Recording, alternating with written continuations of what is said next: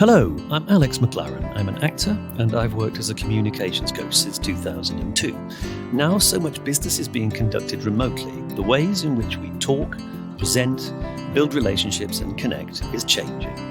In this podcast, I want to explore all those issues and prove to you that no matter who you are, you can talk to anyone.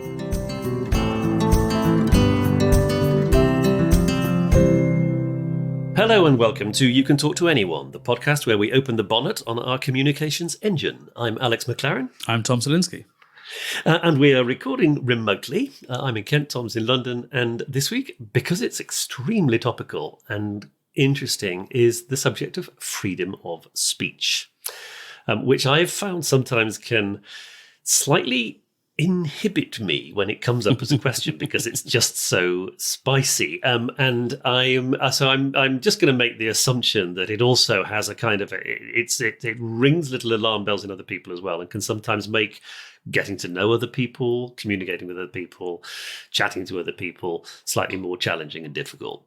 So this week we've had two events some of which will be in the global press and some which is only in the UK press. So for foreign listeners will have picked up on the fact that Salman Rushdie, the author whose novel The Satanic Verses has been the subject of an Iranian fatwa for quite a lot of all our adult life, I think, Tom, and I think it happened when I was a kid, and has had its own. It has been obviously a cause célèbre through that question ever since. Was attacked and nearly killed in New York, and he's hopefully is recovering well at the moment. So that's literally just happened. And then 2 days ago, the Edinburgh Festival, which is for listeners abroad, is the fringe festival of entertainment, theatre, performance, and stand-up comedy in Edinburgh, is happening. And Jerry Sadowitz, who is a famously offensive comic and close-up magic artist, did his first show at the Pleasance Theatre and was so offensive that they've closed him down, and he's now delivering his second show. So whenever these questions come up about what is and what isn't acceptable to say, I find myself feeling anxious because everybody has very different positions on this, and the things that might offend me might not offend my counterpart in that conversation. That's where it starts. Yeah. And also we end up talking often about, I find it difficult to pin down precisely what it is that we are talking about because it becomes quite abstract quite quickly as well. And I find those conversations quite difficult personally to negotiate. I'm maybe the only person who's like that, but I do find that the conversations become less fun, less connected and less enjoyable. But it feels like an important political question to consider. I think one of the first things to note is what the term freedom of speech actually means. And it has a slightly different connotation in America than it does in other parts of the English-speaking world, because America has this written constitution, which they are so terribly fond of. But you will see on various social media platforms people, usually from America, wailing and bemoaning the fact that their right to freedom of speech has been infringed because a comment of theirs has been deleted or because they've been banned outright from the platform. This is not what freedom of speech means. Freedom of speech means that the government does not prevent you from saying things. It has nothing whatever to do with what private companies decide to do. When you are using Twitter, you are essentially a guest in Twitter's home, and Twitter can make whatever rule it sees fit about what you can and can't say. And in so doing, it does not infringe your freedom of speech in any way whatsoever. Yeah, and there's also, I think there's historically as well, it has particularly in the US Constitution, a lot of it is also to do with publication and to do with actually not just speaking, but writing things down, then printing them out for other people to read, and disseminating them. And they sort of sit there permanently for people to go through and read. And that isn't necessarily what happens between private citizens when they're having a conversation. What happened with Salman Rushdie in the back in the 80s was that a state attempted to prevent him from publishing. And so that very much is a question of freedom of speech, particularly because it was backed up with death threats. And as we've seen, I don't know the ins and outs, the details of that case, but it does seem as if those death threats turn out not to be empty, even, 40 years or so after the fatwa was first issued. There have been deaths associated with that case, and not thankfully Rushdie's. But it's utterly horrendous. But I think what it does is that because of the sort of the political dimension of who does and doesn't say, what you are or aren't allowed to say, that is then becomes a kind of it steps things up. It becomes a provocation, and then people want to sort of test what those boundaries are. Yeah, and there is a value certainly in comedians, the court jesters, having the role of those who test where that boundary is. But again, I think a lot of comedians who are active today grew up on people who genuinely were testing those boundaries. In America, people like Lenny Bruce, who was arrested for talking about oral sex on stage. And even in this country, people like Monty Python.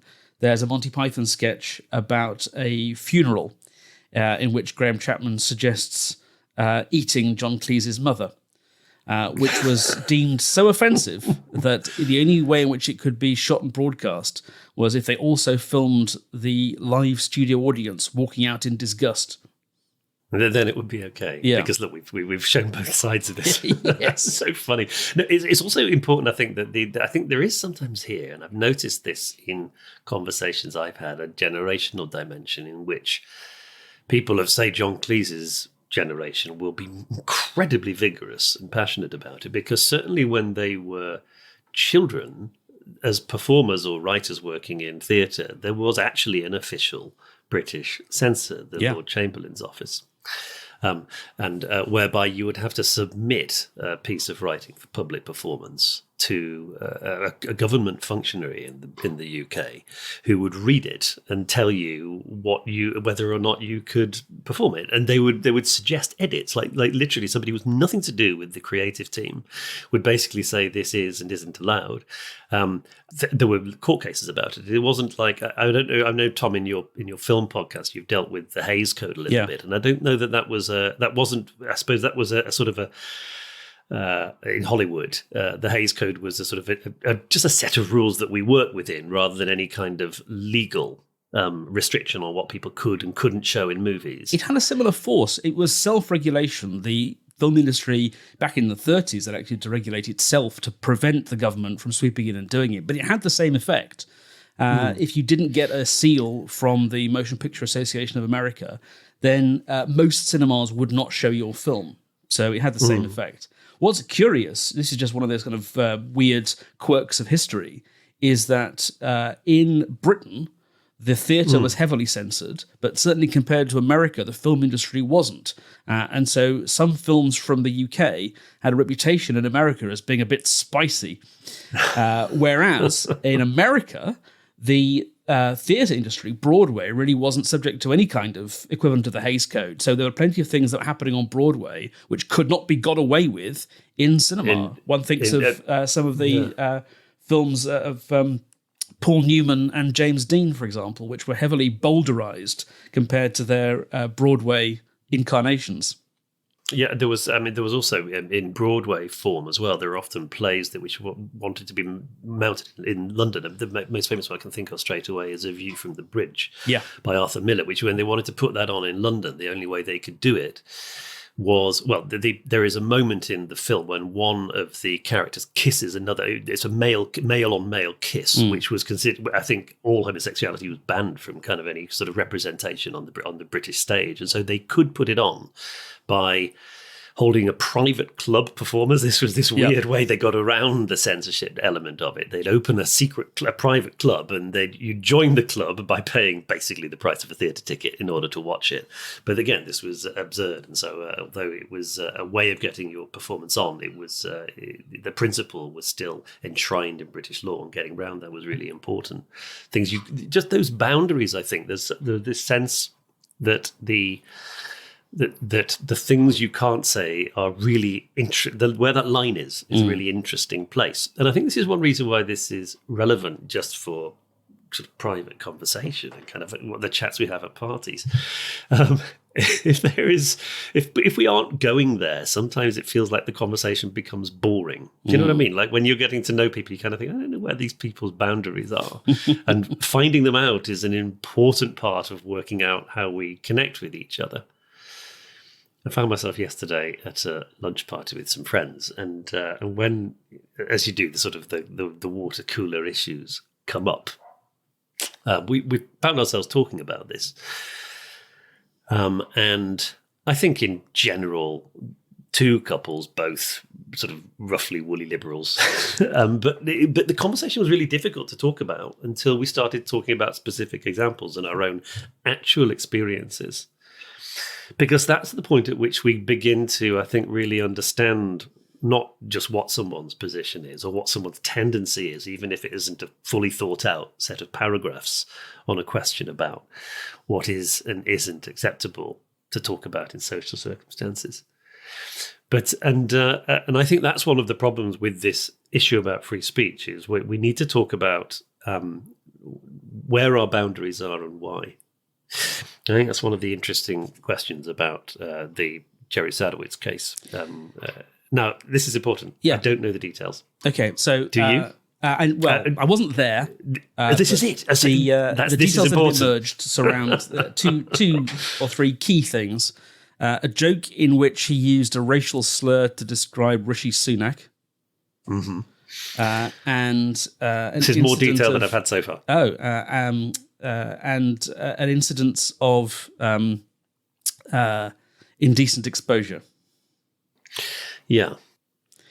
So I think one of the things, first of all, I think it's important to say that while the Salman Rushdie and Jerry Sadowitz cases bring up related issues, I think it would be a mistake to conflate the two.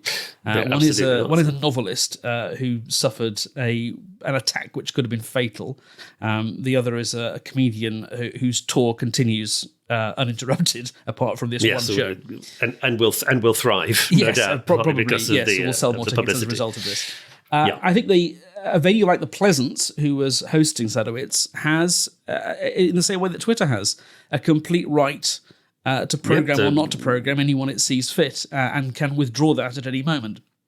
That said, I think they have handled this rather badly, and I think they should have been more aware than evidently they were of the kind of material that Sadowitz was likely to perform.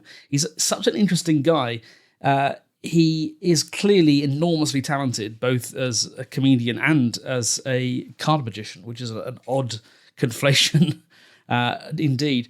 But he also has a self-destructive streak and seems incapable of managing his career. I had a couple of years in which I was very interested in close-up magic, and there was a magic shop in Clerkenwell where Jerry Sadowitz used to work for 2 or 3 days a week, not out of a sheer love of the art, though that was part of it. It's that he couldn't afford not to. Okay, that's where he had a booking and he had to go and do his career was such in the doldrums, and I think it's perked up a bit since then. This is going back at least 15 or so years. And compared to a lot of people at the Fringe, he was playing in a big venue. He was a well-established big-name act sort of swanning in for 2 nights, as opposed to some scrappy young comedian trying to make a name for himself. Doing a run. Yeah. That self-destructive element interests me because I kind of think so a lot of the arguments have been, well, caveat emptor, if you book Jerry Sadowitz, you know what you're booking. If you buy a ticket for a Jerry Sadowitz show, you know what you're buying a ticket for. Something which is going to attempt to upset you. I mean, and now that isn't necessarily entirely true, and it doesn't necessarily mean that absolutely anything, therefore, will go when you're performing, when you're speaking to a crowd of people. It strikes me actually because the name Jim Davidson's come up a few times, as has Roy Shelby Brown, and there are a lot of comedians who would back Sadowitz who would not back Jim Davidson, and it's sometimes hard to see what the difference is. But actually, something you said then just kind of helped me crystallize something, which is when Jim Davidson uses a racial slur, he expected everyone in his audience to laugh along. Oh yeah, that's the language we use too. Whereas whether it's advisable or not, whether it's acceptable or not, when Jerry Sadowitz uses a racial slur, I think he expects people to be shocked and offended. And so that does put a different spin on it. But we are in, I think, murky waters here when we say this white guy can use this racial slur, and that's absolutely fine. Knock yourself out, fill your because boots. That's fine. This white guy, when he uses the same racial slur, absolutely not. We're all clutching our pearls and calling for the tarring and feathering to begin. It's not an entirely indefensible position, but it's pretty flimsy.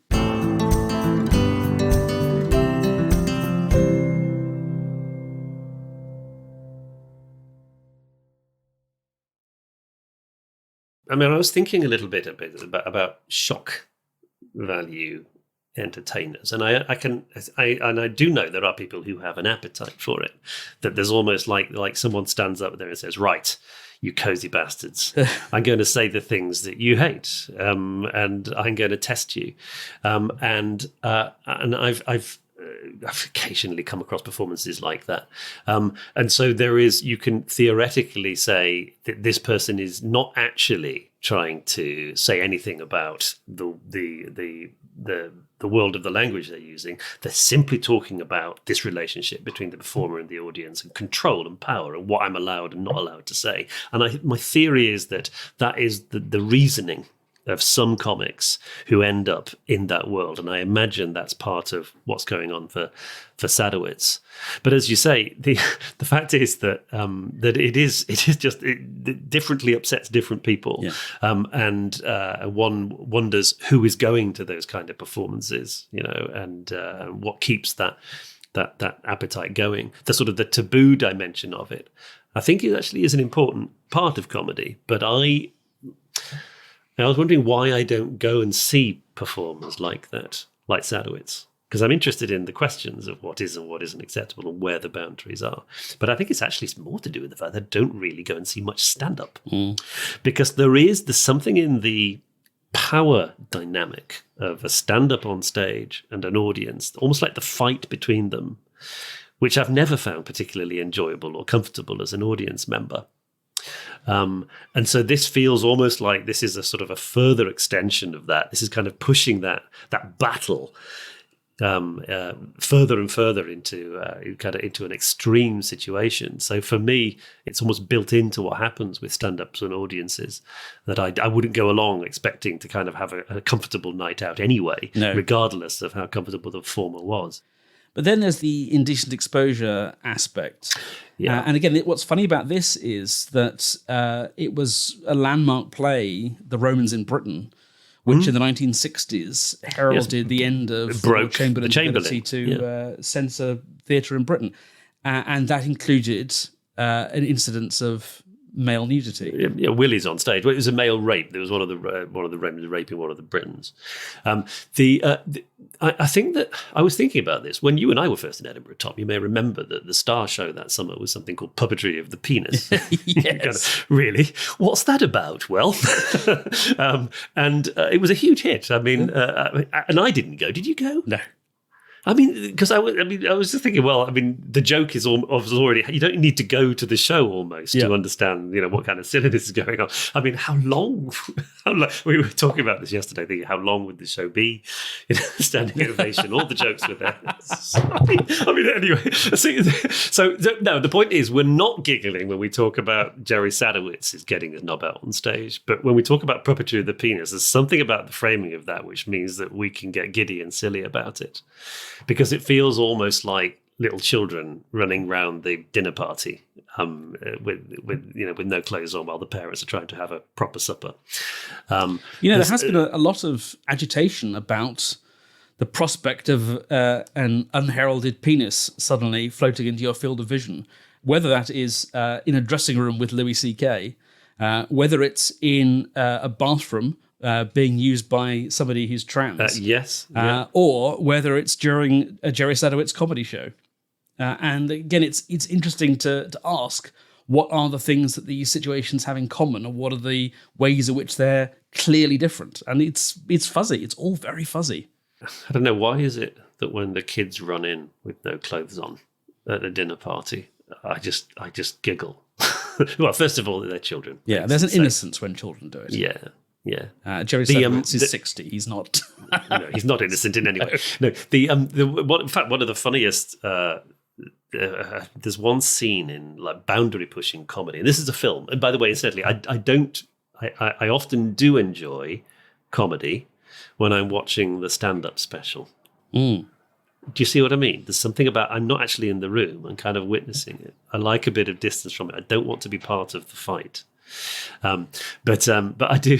I remember, and again, not everybody will love it. I don't know whether I'd love it as much now as when I first saw it. When I watched Sacha Baron Cohen's film Borat. Yes, which has an extended scene of there's an extended scene, which is incredibly funny.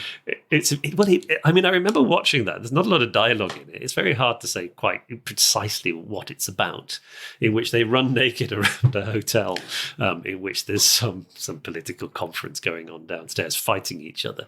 And I remember laughing like I laughed when I was almost like a baby laughs. There's something about the sort of the purity of silliness about that, and the fact that it's happening. You're making your own rules in a world which has other rules. And I think that there's an appeal about that sort of pure bliss laughter that I think comedians who are pushing boundaries are trying to get to and trying to explore. There's a sort of kind of perfection about it, which is out with the rules of social discourse, or at least not easy to pin down using language. But what I would say is if all you want to do is push boundaries, then nothing could be easier. And it's hard for me to summon up a great deal of fight to defend somebody who is simply saying the unsayable because they think that is cool or interesting.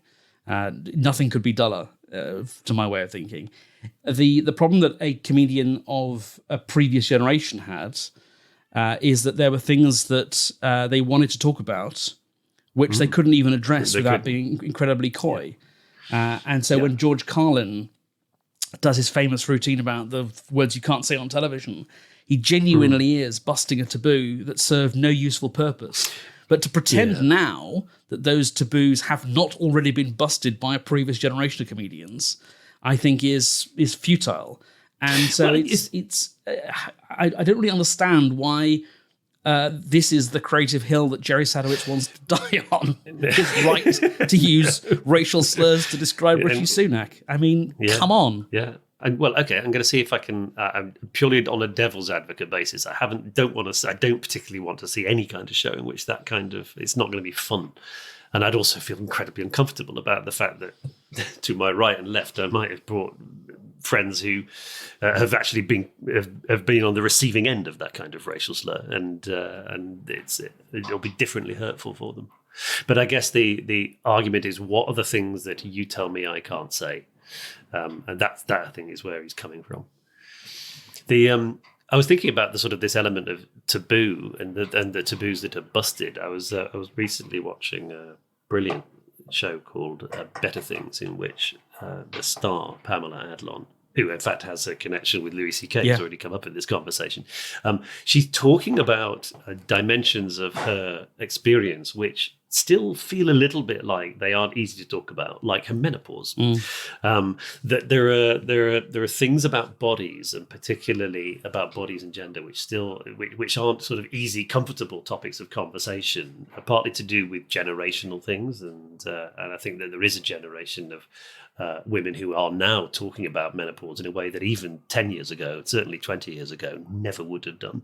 So that there are still those kind of social taboos which are connected, I think, to political situations, which feels like, oh wow, this is beginning to be slightly broken. And that, I think, is something which will connect to the kind of chats that people can and can't have, that women together will find it possibly easier to talk about those things than they would in mixed company. But now actually men are beginning to learn about it in a way that that our fathers didn't, and are able to talk about it in a way that they didn't as well. So that there is still that those lines about where the taboo is are always being pushed a little bit further back, and I don't think they're entirely disconnected from free speech. In many ways, the most interesting question for me is, what should the Pleasants have done? This is the venue that booked Jerry Sadowitz for these two shows. who pulled the second show. So what would you do, Alex, if an edgy comedian who you booked turned out to be the source of complaints from customers that his material was beyond the pale, even given his edgy reputation? Do you back your act and tell your paying customers, no, you're wrong, have a refund and kindly go quietly into the night? Or do you take the kind of action that the Pleasants took, or a third thing I haven't considered? Yeah, well, I think there would have to be a third thing. I think the public statement that they made seemed to be rather garbled and confused, that they literally took two opposite positions in consecutive paragraphs. Yes. While we would never support banning anybody, we have decided to ban Gary Sadowitz, who definitely does not deserve the ban which we are imposing upon him. Yeah, I suppose if I was going to shut it down, I would want to make it absolutely personal. I'd like to say, I am not happy about this. I'd like a human to be connected to it and make it, and rather than try and be saying anything kind of principled about it. Do you know what I mean? Like making any kind of abstract statement about what is and isn't acceptable seems to me to be just absolutely crazy. You know, because this is really, really complicated. I wasn't there. I mean, was the person who made the decision? Did they witness it all? You know, did they feel that they couldn't bring the lights down on the scene and say, no, sorry, show's over, folks? Or was this all based on kind of responses to audiences? I think there's also kind of the question, did something illegal happen? And why didn't we know about it in advance? I think personalising it is such a good steer, such a difficult thing to do. But I think the Pleasance has done itself no favours by trying to erect this abstraction of the values of the Pleasance Theatre, which as a building or as an organisation, it cannot have either of those things. But Anthony Alderson could have said, I'm Anthony Alderson. Yeah. I was there. Yeah. I did not know it was going to be quite like that. I regret my decision to book this guy, and if anybody has any objection to make, it's on me. He's not doing a second show.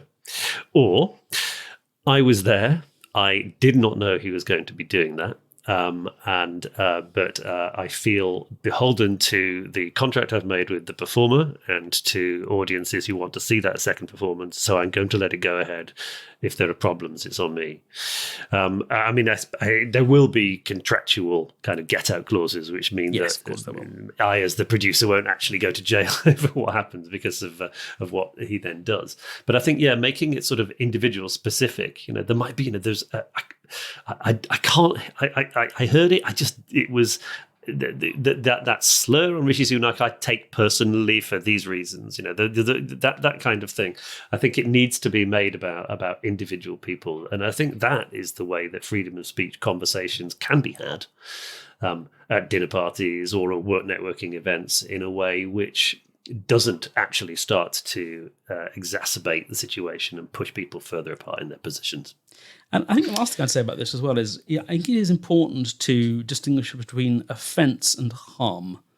The reason that we are so touchy about racial slurs is there is, certainly in this country, absolutely a history of the harm it's violence, violence. Taking us back to Salman Rushdie, associated with using these words in order to demonise a particular group of people.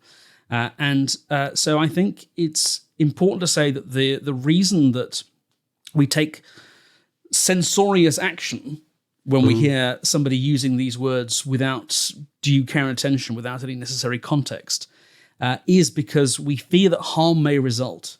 You know, comedians who do rape jokes on stage, who are encouraging the audience to laugh along with them, are tacitly saying, all men think like this. Yeah, and it makes and it normalizes it, and there is genuine harm which can result from that, which has nothing to do with I heard a word I don't like and now I'm swooning and clutching my pearls. That's not, for me at any rate, the issue. No, I agree. It was nice we're at one on that one. Thank you so much for listening. Obviously, this is about current affairs and politics, but often these topics do find their way into all kinds of conversations, and they are relevant as well in the workplace. So we do work on all kinds of face-to-face communication and professional communication of all kinds. So get in touch with us if you'd like to discuss how we can help you. I'm on Alex at the-spontaneity-shop.com. I'm at Tom at the-spontaneity-shop.com, or at Tom Selinsky on Twitter. Thank you so much for joining us, and do like, rate, subscribe, do all the things you want to do with podcasts with this one. Thanks for listening, and goodbye. You have been listening to You Can Talk to Anyone with Alex McLaren and Tom Selinsky. The producer for The Spontaneity Shop was Tom Selinsky. You Can Talk to Anyone is distributed exclusively by Acast.